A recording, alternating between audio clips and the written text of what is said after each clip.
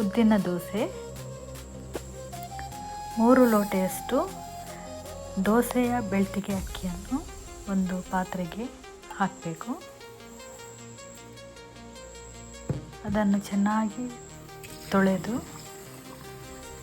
ನೆನೆ ಹಾಕಲಿಕ್ಕೆ ಇಡಬೇಕು. ಹಾಗೆ 3/4 ಲೋಟೆಯಷ್ಟು ಉದ್ದಿನ ಬೇಳೆಯನ್ನು ಕೂಡ ಬಹಳ ಚೆನ್ನಾಗಿ ತೊಳೆದು ಮತ್ತೊಮ್ಮೆ ತೊಳೆಯದ ಹಾಗೆ ನೆನೆಯಲಿಡಬೇಕು. ಹಾಗೆ 1 ಕಪ್ ಅವಲಕ್ಕಿಯನ್ನು ನೀರಿನಲ್ಲಿ ನೆನೆಯಲಿಕ್ಕೆ ಇಡಬೇಕು. ಹಾಗೆ ಅದಕ್ಕೆ 4 ಕಾಳು ಮೆಂತೆಯನ್ನು ಕೂಡ ಸೇರಿಸಿ ನೆನೆಯಲಿಕ್ಕೆ ಇಡಬೇಕು. 8 ಗಂಟೆ ನೆನೆಸಿದ ನಂತರ ಅದನ್ನು ಮಿಕ್ಸಿಯಲ್ಲಿ ರುಬ್ಬಬೇಕು.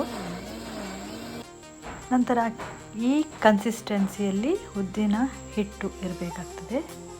ನಂತರ ಅಕ್ಕಿಯನ್ನು ಕೂಡ ರುಬ್ಬಬೇಕು. ಹಾಗೆ ಎರಡನ್ನು ಮಿಕ್ಸ್ ಮಾಡಿ ಸರಿಯಾಗಿ ಸೌಟಿನಲ್ಲಿ ಕಲಸಬೇಕು.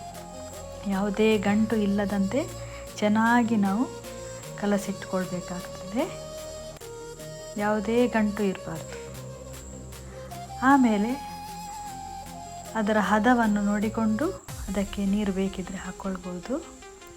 ಆಮೇಲೆ ಅದಕ್ಕೆ ಎಷ್ಟು ಬೇಕು ಅಷ್ಟು ಹಿಟ್ಟನ್ನು ಮಾತ್ರ ನಾವು ಉಪಯೋಗಿಸಿಕೊಂಡು ಉಳಿದ ಹಿಟ್ಟನ್ನು ತೆಗೆದಿಡುವುದಾದರೆ ಕೇವಲ ಉಪ್ಪು ಹಾಕದೆ ಮಿಕ್ಸ್ ಮಾಡಿ ಈ ರೀತಿ ಒಂದು ಬಾಕ್ಸಿಗೆ ಹಾಕಿ ನಾವು ಫ್ರಿಜ್ಜಿನಲ್ಲಿ ತೆಗೆದಿಟ್ಟರೆ 1 ವಾರದವರೆಗೆ ಉಪಯೋಗಿಸಬಹುದು.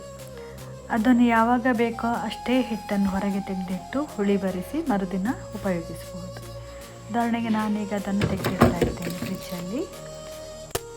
ಹಾಗೆ ನನಗೆ ಬೇಕಾದಷ್ಟು ಹಿಟ್ಟನ್ನು ಹುಳಿ ಬರಿಸಲಿಕ್ಕೆ ಇಡ್ತಾ ಇದ್ದೇನೆ. ಗ್ಯಾಸನ್ನು 1-2 ನಿಮಿಷ ಆನ್ ಮಾಡಿಟ್ಟು ಅದರ ಸೈಡ್ ಎಲ್ಲ ಬಿಸಿಯಾಗುವವರೆಗೆ ಬಿಸಿ ಮಾಡಿಟ್ಟು ಒಂದು ಬಟ್ಟಲನ್ನು ಇಟ್ಟು ಅದರ ಮೇಲೆ ಹಿಟ್ಟನ್ನು ಈ ರೀತಿ ಇಡ್ತಾ ಇದ್ದೇನೆ. ಯಾಕೆ ಹೇಳಿದರೆ ಬಿಸಿಯ ಶಾಖಕ್ಕೆ ಅದು ಒಳ್ಳೆಯ ರೀತಿಯಲ್ಲಿ ಹುಳಿ ಬರ್ತದೆ. ಹೀಗೆ ಮುಚ್ಚಿಟ್ಟರೆ ಉಬ್ಬಿ ಬರುವಾಗ ಒಳ್ಳೆಯದಾಗ್ತದೆ. ಮರುದಿನ ನೋಡಿ ಹಿಟ್ಟು ಇಷ್ಟು ಉಬ್ಬಿ ಬಂದಿದೆ. ಕೆಲವೊಮ್ಮೆ ಚೆಲ್ಲಿ ಕೂಡ ಹೋಗ್ತದೆ, ಅದು ಕೆಳಗೆ ಬೀಳೋದಕ್ಕಿಂತ ಬಟ್ಲಿಗೆ ಬೀಳಲಿ ಅಂತ. ಈಗ ಹಿಟ್ಟನ್ನೊಮ್ಮೆ ನಾವು ಚೆನ್ನಾಗಿ ಕಲಿಸ್ಕೊಳ್ಬೇಕು ಸೌಟಿನಲ್ಲಿ.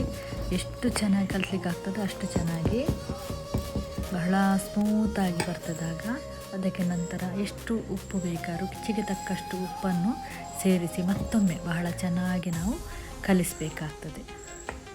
ಈಗ ದೋಸೆ ಕಾವಲಿ ತಯಾರಾಗಿದೆ. ಗರಿ ಗರಿಯಾದ ಉದ್ದಿನ ದೋಸೆ ಮಾಡೋಣ.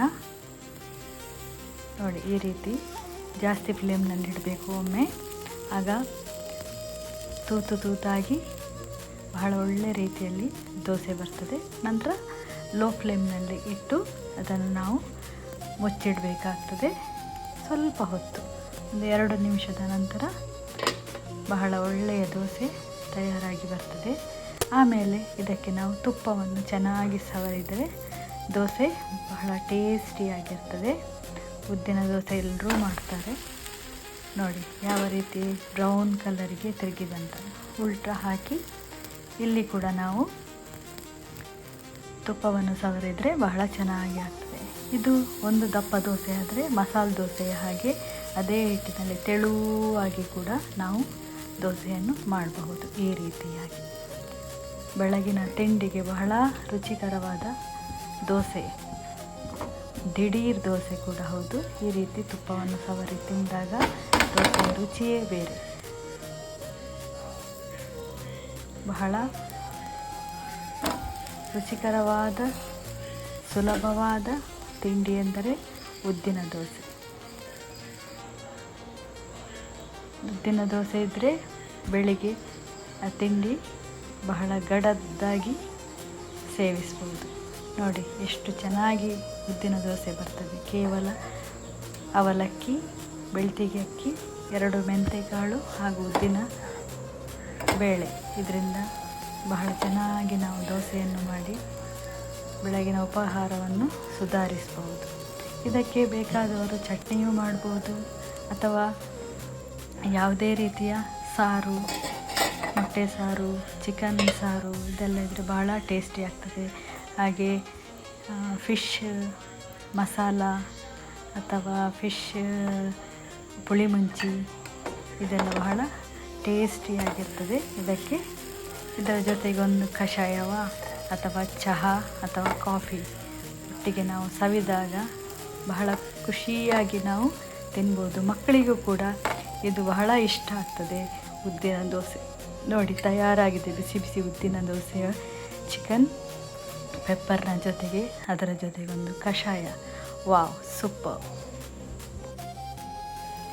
ಬನ್ನಿ ಟೇಸ್ಟ್ ನೋಡೋಣ ಹೇಗಿದೆ ನಮ್ಮ ಉದ್ದಿನ ದೋಸೆ ಹಾಗೂ ಮೊಟ್ಟೆ ಸಾರು ಹಾಗೂ ಕಷಾಯ.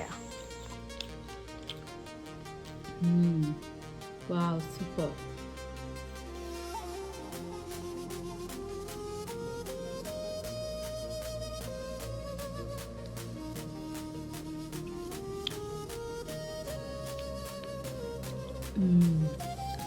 ಸೂಪರ್.